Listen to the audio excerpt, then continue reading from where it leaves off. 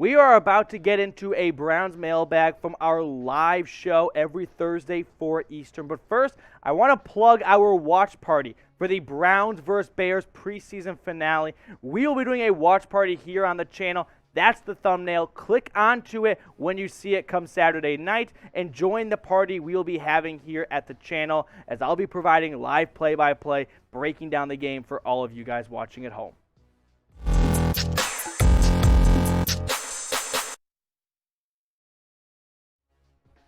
Welcome into the Cleveland Browns Report Mailbag Edition. I've got questions to answer from the best Dawg Pound out there, which is everyone who has already subscribed. If you haven't already, go ahead, click that subscribe button, and let's change that. So, like I said, all these questions coming from our live mailbag every Thursday, 4 Eastern, if you want to be on a future show.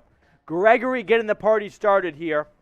Do you see all the backs making the 53-man roster, or do we drop one for a wide receiver? Great question, Gregory. I think that question's a little difficult to answer, though, because I do believe either Kareem Hunt or Dearness Johnson gets traded. I hope it's Johnson. I am the president and CEO and commander-in-chief of Keep 27 in Cleveland, K27, but I think you have Chubb, Hunt, and or Johnson.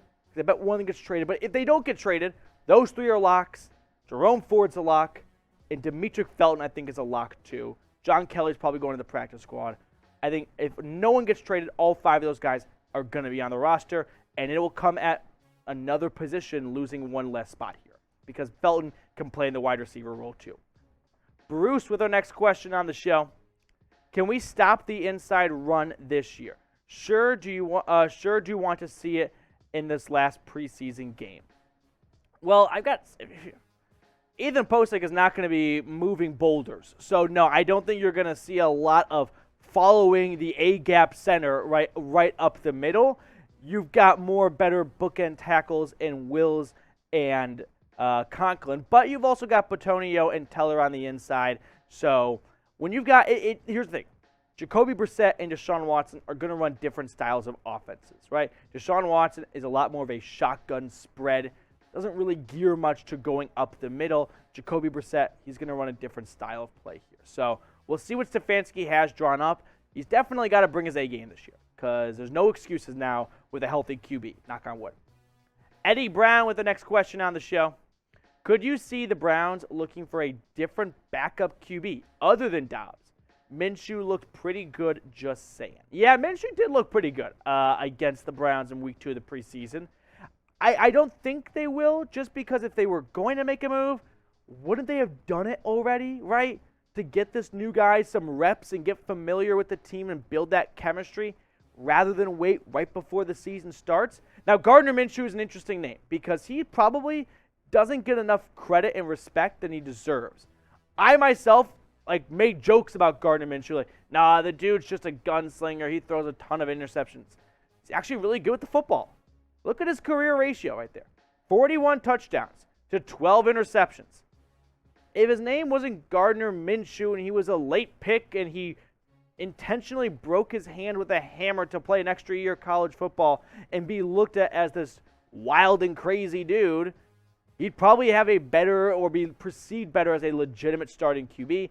If you just want to go off the stats, I like Gardner Minshew. I think they ultimately should stick with Dobbs because he's looked great so far in the preseason. I think there's a little bit something to, hey, this guy looks great. You got to reward players for playing well. Don't break up the locker room. That's not going to sit well with other players. Hey, you can go out there and you can play your best football. Doesn't matter. They're going to trade you anyway and bring someone else in for your job here. But pick a quarterback for me. Gardner Minshew or Josh Dobbs. Put the jersey number for the QB you would rather roll with. Minshew's had a better career, no doubt about it. But Dobbs has earned the backup quarterback job so far, in my opinion. So I'm going to go with 15. Scorpion has the next question on the show.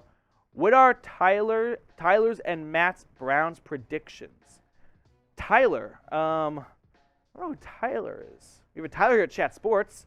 My prediction, if you're asking about the season, I'm trying to really decipher what this is. Okay, I'm going to interpret this question as a regular season record prediction because that's my best stab at what you're trying to ask here, Scorpion. I'll go 10-7. I think the Browns are going to be 6-5 when Jacoby Brissett hands it over to Deshaun Watson, and I think Watson picks up 4 more wins. So that's my prediction. As for Tyler, if you're Tyler watching right now, let me know and let Scorpion know your prediction. All the Tylers at home. All right, this next question comes in from my main man, Ryan. Ryan's always a part of our live shows here at Chat Sports. Browns, your wide receiver 1, 2, and slot prediction. Easy. Amari Cooper, DPJ, David Bell. Liked what I saw to David Bell against the Eagles. Bell is what you're looking for, right? He's just got this awareness of finding zones and defenses, sitting down, and taking his pass, right? Taking what he's been earned, what he's being given so far.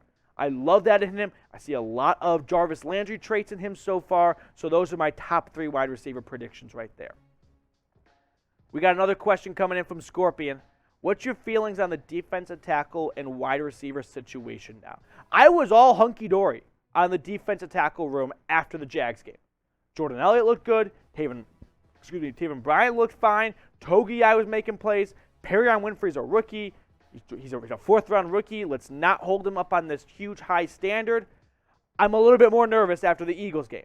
So this final preseason game is going to tell us a lot. In fact, I would predict the Browns at one of these 2 positions sign someone from the waiver wire after other teams make their 53-man roster cuts. I just think that they will be looking at active on the waiver wire to try and pick someone up who can step in and be a bigger contributor. I'm not panicking, but I definitely need to see more from them in this final preseason game.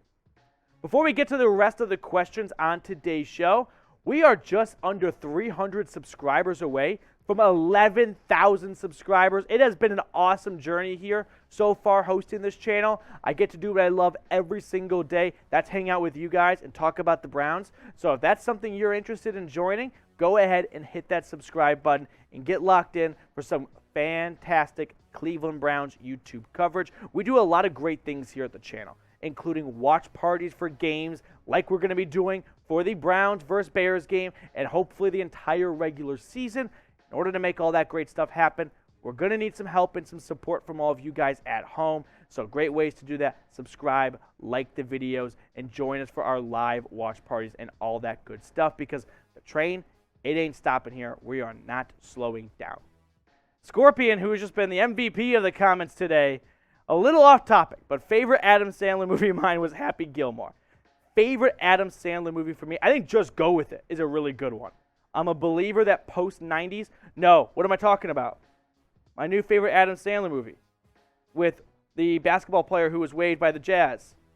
Bo Cruz, Hustle. That's my favorite Adam Sandler movie. I loved Hustle. I thought that was a fantastic, I can't believe I forgot my own favorite movie right there. That's a shame on me here. But I loved Hustle. And that's kind of a cool thing about today's show, by the way. We don't only just talk about the X's and O's. We have fun. We keep it live here on the show. You're having trouble scrolling past, get it to the left, right where the circles is, and just scroll down. Scroll up or scroll down, and then just click on it. Yeah, you guys are going to get to see how the product is made here at the channel. If you can't get to it, it's all right. All right, here we go. We got another question coming in here from Elizabeth. Sorry for the technical difficulties today. Should the Browns trade for Darius Slayton? Ooh, good question. That's been kind of talked about and murmured and rumored about as to whether or not the Browns could go out and make a trade for Darius Slayton. He has been on the trade block so far. It appears that the Giants are kind of done with Darius Slayton, right? They've got some other young guys in their wings. Now, they just have a wide receiver go down the other day with an Achilles injury. So that could change some stuff right there. But if I'm the Browns, I'm not trading for Darius Slayton. I'm waiting for him to be released. Don't give up a pick for a guy that's likely going to get cut. The thing is that Darius Slayton has played so well, he's actually walked himself and played himself into a lot of bonuses. He's making $2.5 million this year to be wide receiver 5. The Giants don't like that. That's why they're probably going to cut him. Now, if you want to look at his stats here, we can toss those on screen for you guys here because what he did his rookie season, 8 touchdowns for a 5th-round pick. Can you ask for much more? Right? Imagine if Michael Woods this year, sure it wasn't a 5th-round pick, but still, you get the point, had 8 touchdowns. Like that'd be an awesome production right there. But he has, unfortunately, declined since then. The touchdowns have gone down. The drops have gone up. I get it. He's a name that you recognize, so it's more like intriguing and inspiring, but there's kind of a reason why the Giants are moving on from him. That's why I'm not going to trade for him. Now, if he's a free agent, if he hits the waiver wire, he's better than Javon Wims, or he's probably going to be better than whatever that 6th wide receiver is going to be. So then, yeah, I'm okay with bringing him on, but not for a trade here. Now, let me, guys, have you sit in the seat of Andrew Berry. Should the Browns trade or sign a wide receiver? I'll leave it open-ended, one way or another. What do you think the Browns should do? Sound off for me down below. We got a question coming in here from Jamie, and then we're going to get to our Bet US read in just a moment, too, after this. Is OBJ a realistic option at all? Oh, my gosh, I'm going to start sweating.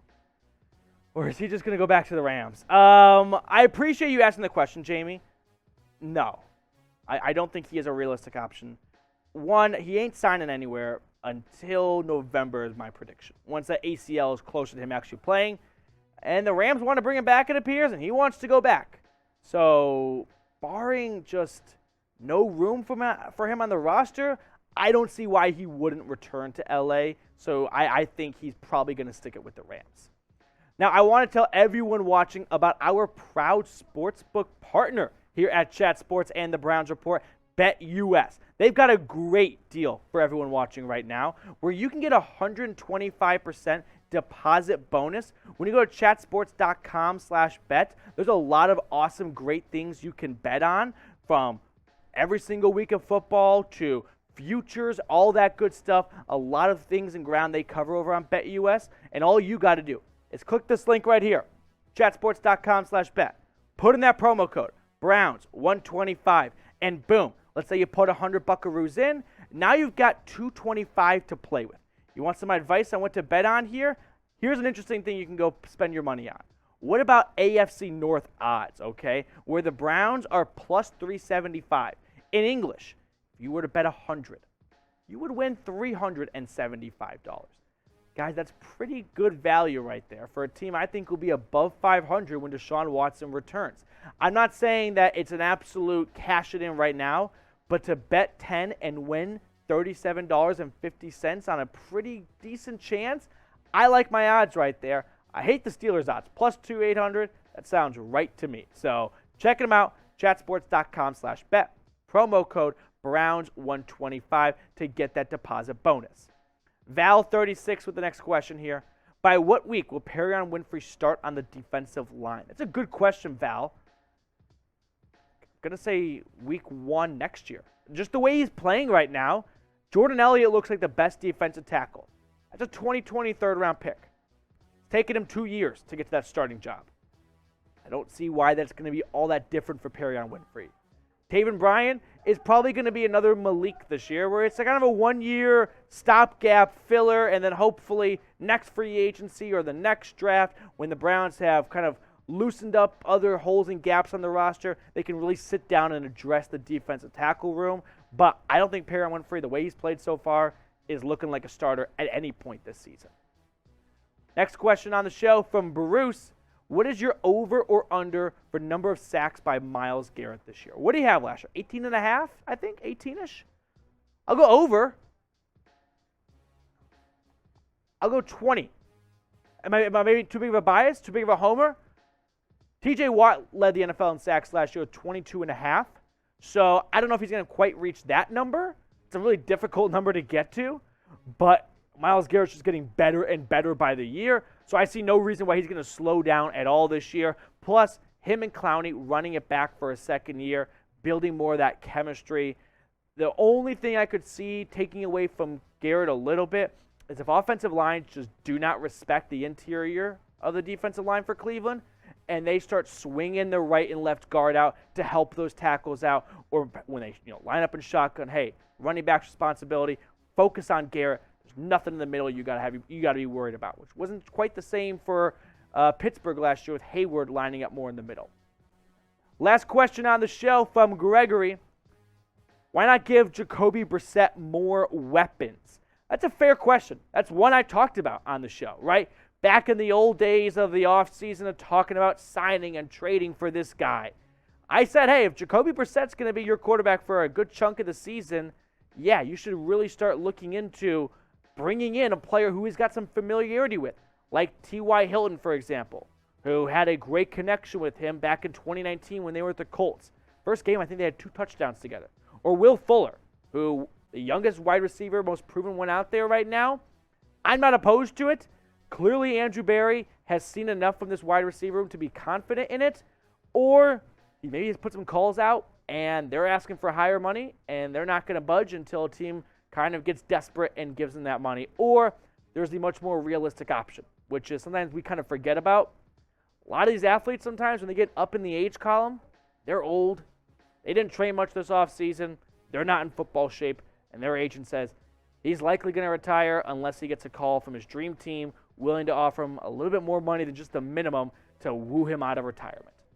Okay, that is going to do it for us on today's show. I appreciate all of you guys for tuning in, joining us for this mailbag. We'll see you all on Saturday night for our Browns vs. Bears live watch party.